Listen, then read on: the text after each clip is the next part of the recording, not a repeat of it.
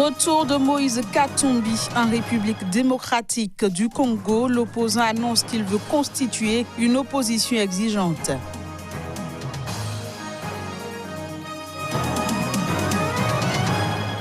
Élections locales au Togo, les opérations de recensement ont été lancées sur toute l'étendue du territoire.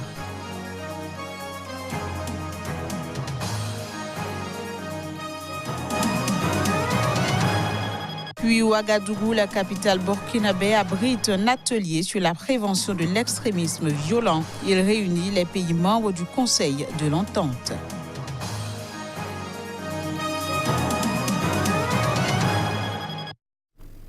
Nouvelle page de l'information sur Sika TV. Bienvenue à toutes et à tous. En République démocratique du Congo, Sylvestre Ilunga a été nommé Premier ministre ce lundi. Le nouveau chef de l'État, Félix Tshisekedi, et son prédécesseur, Joseph Kabila, dont le parti conserve la majorité au Parlement, auront mis près de 4 mois à s'entendre sur le nom du nouveau chef du gouvernement congolais. Près de 4 mois après son investiture, Félix Tshisekedi, le nouveau président de la République démocratique du Congo, a nommé ce lundi l'ex-ministre Sylvestre Ilunga Ilokamba Premier ministre. L'annonce de cette nomination a été faite par le porte-parole du président. Précédemment directeur général de la Société nationale des chemins de fer, Ilunga Ilokamba a été nommé en vertu de l'accord politique entre Félix Tshisekedi et son prédécesseur Joseph Kabila, a-t-il précisé. Sylvestre Ilunga Ilokamba s'est en tout cas engagé ce lundi à tout mettre en œuvre pour faire fonctionner la coalition entre l'ancien président et son successeur.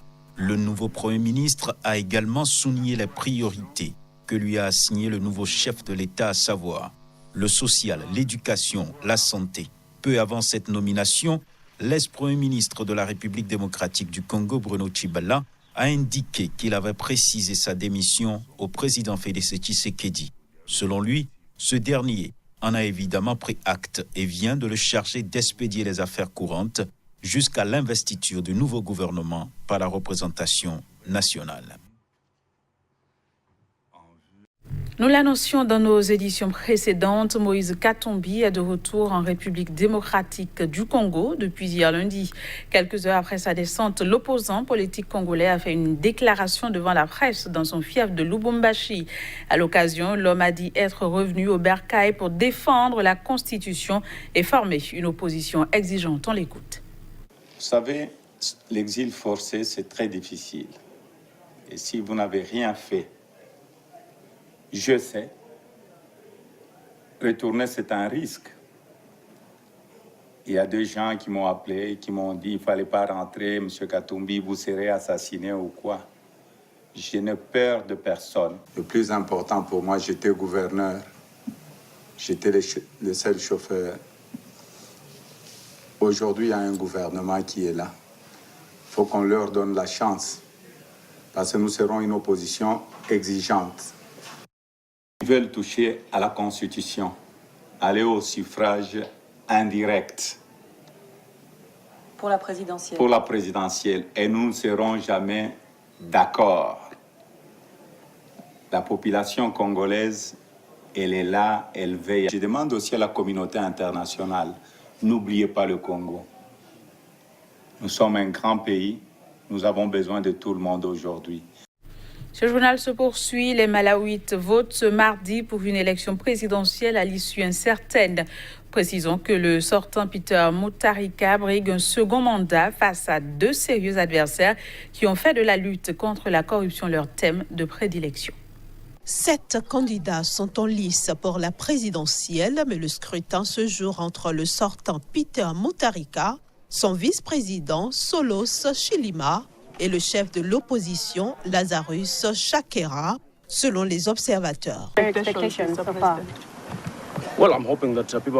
J'espère que beaucoup de gens vont aller voter. Pour l'instant, les chiffres sont impressionnants et on espère que ce sera le cas partout dans le pays jusqu'à la fin de la journée. Les 6,8 millions d'électeurs malawites renouvellent aussi leurs députés et conseillers locaux dans ce petit État agricole d'Afrique australe. J'ai déjà voté et j'espère que grâce à mon vote, certaines choses vont changer pour que les personnes atteintes d'albinisme comme moi reçoivent une aide adéquate.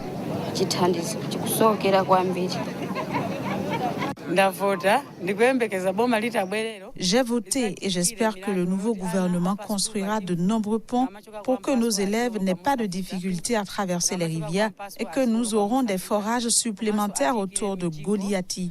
Nous avons aussi besoin de maisons supplémentaires pour les enseignants. Ouvert à 6 heures, soit 4 heures GMT, les bureaux de vote vont fermer à 18 heures, soit 16 heures GMT, et les premiers résultats sont attendus mercredi dans la soirée. Au Togo, le recensement électoral pour les locales prévu pour le 30 juin prochain a démarré sur toute l'étendue du territoire. On observe une forte affluence devant les bureaux d'enregistrement. Le point avec Ferdinand Gali. Les opérations d'enregistrement sur la liste électorale dans le cadre des élections locales prévues pour le 30 juin prochain au Togo ont démarré le 16 mai dernier. Le nouveau recensement qu'on est en train de faire, ça demande quoi? Toutes les informations sur l'électeur. C'est pourquoi d'autres voient que ça prend un peu le temps. Ce n'est pas comme en 2013 où il faut s'asseoir et puis on vous fait tout, vous partez. Non, ça, on demande toutes les informations possibles sur toi. Et pourquoi ceux qui sont sur la machine aussi, ils sont des hommes comme nous. Et à tout moment, ils doivent quand même prendre un petit temps pour mettre toutes les informations dans la machine avant quand même de faire sortir la carte. Lancées pour 3 jours, ces opérations ont été prolongées jusqu'au dimanche par la Commission électorale nationale indépendante CENI. Ils sont nombreux, citoyens togolais, assortis pour se faire enrôler sur la liste électorale permanente informatisée.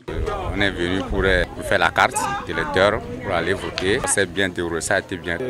Je suis ici aujourd'hui pour faire ma carte et remplir le devoir togolais. Pour certains leaders de l'opposition, ces opérations de mise à jour du fichier électoral doivent être encore prolongées de 3 jours en vue d'organiser des élections crédibles, équitables et transparentes.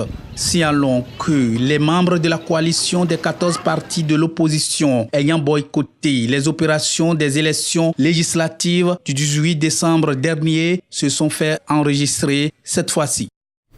La prévention de l'extrémisme violent est au cœur d'un atelier régional qui réunit à Ouagadougou les experts des pays membres du Conseil de l'Entente, le Mali et le Ghana.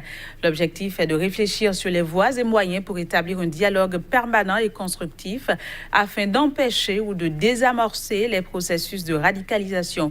Le point avec Claude Ramba. L'enlèvement d'otages français tout récemment au Bénin fait craindre une possible propagation de l'extrémisme violent et montre bien qu'aucun État du Conseil de l'Entente ne se sent à l'abri des attaques extrémistes. C'est pourquoi le secrétariat exécutif du Conseil de l'Entente mène la réflexion afin de trouver les voies et moyens pour établir un espace de dialogue permanent et constructif capable de désamorcer les processus de radicalisation. L'instrumentalisation ou la mauvaise interprétation sciemment entretenue de la culture, celle de la religion, l'ignorance, l'intolérance, le refus de l'altérité, la haine de l'autre sont entre autres les mots qu'il nous faut absolument combattre. Pendant 72 heures, ces experts venus du Bénin, du Burkina, de la Côte d'Ivoire, du Niger et du Togo, mais également du Ghana et du Mali, tous issus d'acteurs gouvernementaux, sécuritaires, de la société civile et des experts-chercheurs, vont partager leur expérience et réfléchir sur des moyens de préservation de la cohésion sociale et du vivre ensemble. Une démarche soutenue par le département fédéral des affaires étrangères de la Suisse.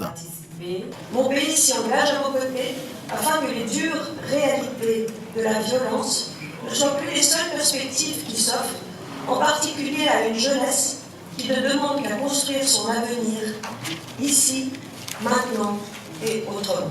Rappelons que cet atelier régional de Ouagadougou fait suite à la rencontre d'Abidjan en 2018 qui avait déjà jeté les bases sur la prévention de l'extrémisme violent dans l'espace entente.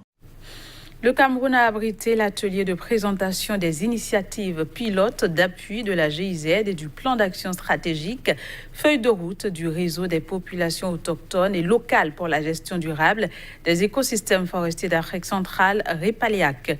L'atelier visait à renforcer le gouvernement du REPALEAC et contribuer à la mise en œuvre du cadre stratégique pour le développement des peuples autochtones et communautés d'Afrique centrale. Un atelier du réseau des peuples autochtones et populations locales pour la gestion durable de l'écosystème forestier de l'Afrique centrale s'est tenu à Douala pour la relance de ses activités et le renouvellement de ses organes. Nous avons pensé qu'il était urgent de passer à la redynamisation des organes du REPALEAC et de redonner confiance à toutes les coordinations nationales qui s'activent jour et nuit au succès du REPALEAC. Dans le cadre de l'opéralisation de leur cadre stratégique, la GIZ accompagnera les autochtones et communautés locales d'Afrique centrale dans la mise en œuvre de 3 initiatives portant sur l'utilisation des connaissances, innovations et pratiques autochtones et locales dans la gestion des aires protégées. Plusieurs sections se sont déroulées avec comme recommandation. Les recommandations spécifiques par rapport à cette session, c'est déjà le passer au lancement sur le terrain des consultations nationales pour la mise en œuvre des initiatives pilotes. Ça, c'est justement pour ce qui concerne la session en rapport avec les initiatives pilotes appuyées par la GIZ en faveur des peuples autochtones. Et également, nous sommes passés aussi à une deuxième session qui concerne l'Assemblée générale et l'Assemblée générale de REPALEAC. La rencontre de Douala a permis de renouveler les membres du bureau régional du REPALEAC. Cette section du réseau des peuples autochtones et populations locales pour la gestion durable de l'écosystème forestier de l'Afrique centrale s'ouvre après 6 ans d'absence sur le plan local. Et puis en France, les avocats des parents de Vincent Lambert sont attendus ce mardi au centre hospitalier de Reims pour vérifier la reprise, au moins provisoire, des traitements de ce tétraplégique en état végétatif depuis 10 années. Cette reprise a été ordonnée à la surprise générale par la Cour d'appel de Paris. La Cour d'appel de Paris a ordonné dans la soirée de ce lundi la reprise des traitements de Vincent Lambert. Ce énième coup de théâtre intervenu dans une affaire qui a déjà connu de nombreux rebondissements judiciaires depuis 2013 a été fêté par la mère de Vincent Lambert. Vincent va bien. On demande 3 choses maintenant. Que Vincent sorte de cet hôpital, de cette prison, bien sûr. Vincent n'est pas en fin de vie, on peut regarder la vidéo, s'en foutre, parce que tout se passe dans le visage. Et Vincent, il a besoin seulement de boire, de manger, et puis de l'amour, bien sûr. Le docteur Sanchez et le CHU ont remis en place l'alimentation et l'hydratation de Vincent Lambert et ont arrêté sa sédation continue. C'est la confirmation de notre victoire d'hier. Le gouvernement a plié, le docteur Sanchez a plié, le CHU de Reims a plié. Désormais, les mesures provisoires réclamées par le comité de l'ONU sont respectées. C'est aujourd'hui la victoire du droit. C'est aujourd'hui la victoire de la justice et de ceux qui la promeuvent. C'est aussi aujourd'hui la victoire de Vincent Lambert, qui va être enfin accepté pour ce qu'il est, c'est-à-dire une personne handicapée, avec ses limites, avec ses faiblesses, et nous devons l'accepter tel qu'il est. L'interruption des traitements de Vincent Lambert, couplée à la mise en œuvre d'une sédation profonde et continue, avait débuté ce lundi matin, conformément à une décision médicale signée par le docteur Vincent Sanchez en avril 2018 et validée par le Conseil d'État fin avril. Selon les avocats des parents de Vincent Lambert, la décision de la Cour d'appel est provisoire d'une durée de 6 mois, permettant au comité de l'ONU d'étudier le dossier. Vincent Lambert, aujourd'hui âgé de 42 ans, est hospitalisé depuis qu'un accident de la route en septembre 2008 l'a plongé à 32 ans dans un état végétatif. Voilà la fin de cette édition. Merci d'avoir suivi. Au revoir et à bientôt.